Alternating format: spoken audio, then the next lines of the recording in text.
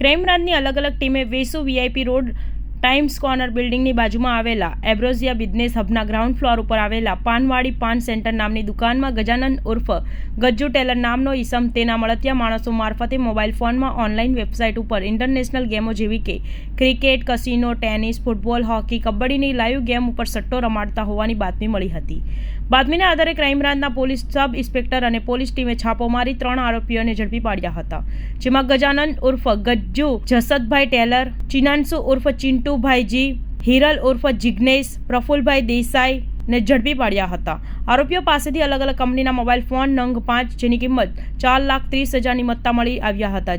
જે mobile phone check કરતા VMGS365.com નામની વેબસાઇટ મળી આવી હતી. આ વેબસાઇટ બાબતે મજકૂર આરોપીઓની ઝીણવટભરી રીતે પૂછપરછ કરતા પકડાયેલા આરોપીઓ પૈકી આરોપી ગજાનન ઉર્ફ ગજ્જુ ટેલરે અજાણ્યા ઈસમ પાસેથી સિમ કાર્ડ ખરીદી લોકો પાસે ઠગાઈ કરવાના ઈરાદે આ સિમ કાર્ડ હાર જીતના જુગારની અલગ અલગ ઓનલાઈન ગેમો રમાડવા માટે ઉપયોગ કરતા હતા.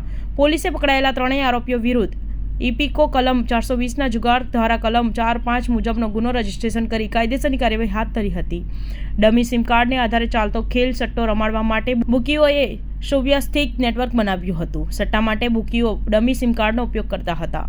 આ રાજ્યવ્યાપી રેકોર્ડનો મુખ્ય સૂત્રધાર સુરતનો ગજાનન ટેલર હોવાનું બહાર આવ્યું છે. રાજકોટ, અમદાવાદ, અમરેલી, મહેસાણા અને પાટણના 5 બુકી પણ રેકેટમાં સામેલ હતા. તેઓ ફરાર છે.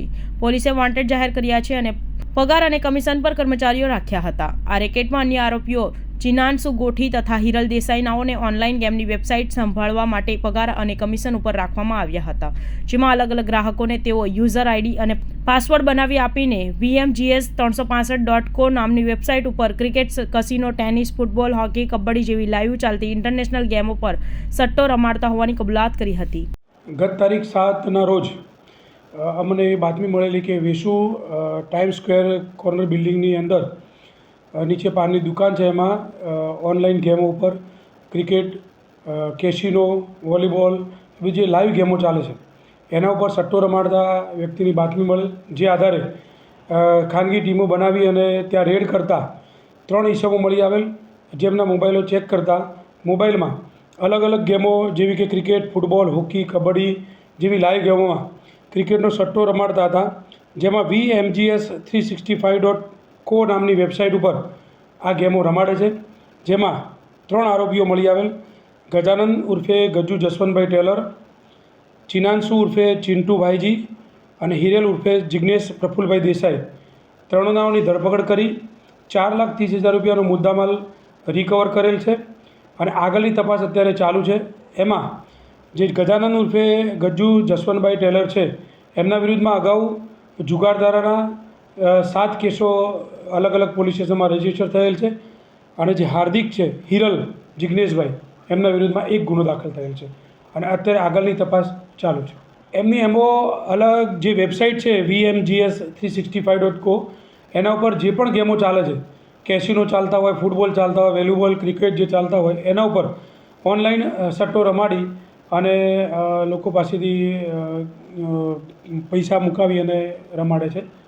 એ પ્રકારનું એમનું કામકાજ છે. સાહેબ, જે આ ચિંટુ છે અને ગજાનન છે તેનો મુખ્ય ધંધો શું કે સોશિયલ મીડિયામાં પણ છે? ચિંટુ અને ગજાનનનો મુખ્ય ધંધો અત્યાર સુધીની તપાસમાં આ અલગ અલગ જે ગેમો છે, ઓનલાઈન ગેમો, એના પર ક્રિકેટ સટ્ટો રમાડવાનો જ ધંધો છે અને એના ઉપર જે લોકો સોશિયલ મીડિયા નેટવર્ક પર એમની રીતે પોતાના ફોલોઅર્સ વધારવાનું કામ કરતા હશે. કઈ રીતે સર એ લોકો બેનિફિટ કઈ રીતે કરતા હોય લોકોને, જે લોકોને આપતા હોય? એ જે માસ્ટર્સ કરીને જે એપ્લિકેશન આવે છે એ લોકો આગળ ઉપરથી કોઈને પાસેથી લઈ અને આ જે બીજા માણસો છે જે તપાસમાં અલગ અલગ ખુલી રહ્યા છે એમને આપે છે અને એમના પાસેથી આગળના પાસેથી ઓછાના પૈસા લે અને આ લોકોને વધારે પૈસા આપી વચ્ચેનું જે કમિશન છે એ એમનો બેનિફિટ રહે છે. સર, ડમી સિમ કાર્ડનો ઉપયોગ કેવી રીતે કરતા હતા? ડમી સિમ કાર્ડનો ઉપયોગ કોઈ બીજાના નામનું કાર્ડ લઈ અને એ કાર્ડ મોબાઈલમાં ભરાઈ એના મોબાઈલમાં નાખી અને એના આધારે સટ્ટો રમાડતા હતા, જેથી એમની ઓળખ છુપાઈ રહે. અન્ય જે 5 આરોપી છે જેને વોન્ટેડ બતાવવામાં છે તેનો શું રોલ છે?